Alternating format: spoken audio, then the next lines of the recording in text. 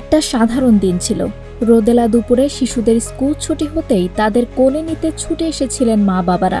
কে জানত মুহূর্তে সে দিনটা রূপ নেবে দুঃস্বপ্নে। চোখের সামনে আকাশ থেকে আগুনের গোলার মতো ঝাঁপিয়ে পড়বে এক প্রশিক্ষণ বিমান, আর কয়েক সেকেন্ডেই উল্টে যাবে কত শত পরিবারের জীবন। চিৎকার, কান্না আর ধোঁয়ার মধ্যে হারিয়ে গেল শান্ত বিকেল, পুড়ে ছাই হলো স্বপ্নগুলো। রাজধানীর দিয়াবাড়িতে মাইলস্টোন স্কুল অ্যান্ড কলেজের উপর বিধ্বস্ত হয় বিমান বাহিনীর একটি প্রশিক্ষণ বিমান। দগ্ধ শরীর নিয়ে ছুটে বেরিয়ে আসছে শিশুরা। ভয়াবহ সেই দৃশ্য ধরে রাখে উপস্থিত অভিভাবকদের ফোনে। কিন্তু এরপরই শুরু হয় নতুন এক সাইকোলজিক্যাল বিপর্যয়।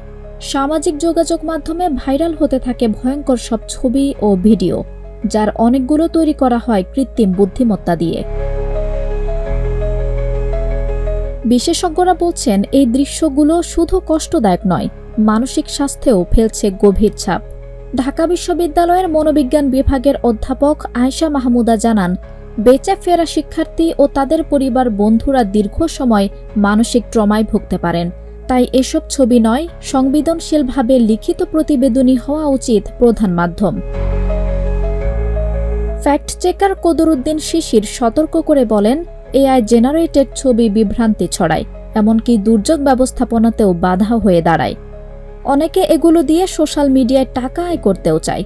এই মুহূর্তে প্রয়োজন সতর্কতা, সহানুভূতি আর শোকস্তব্ধ পরিবারগুলোর পাশে দাঁড়ানো। আঞ্জুম হক আরবি, প্রজন্ম 24।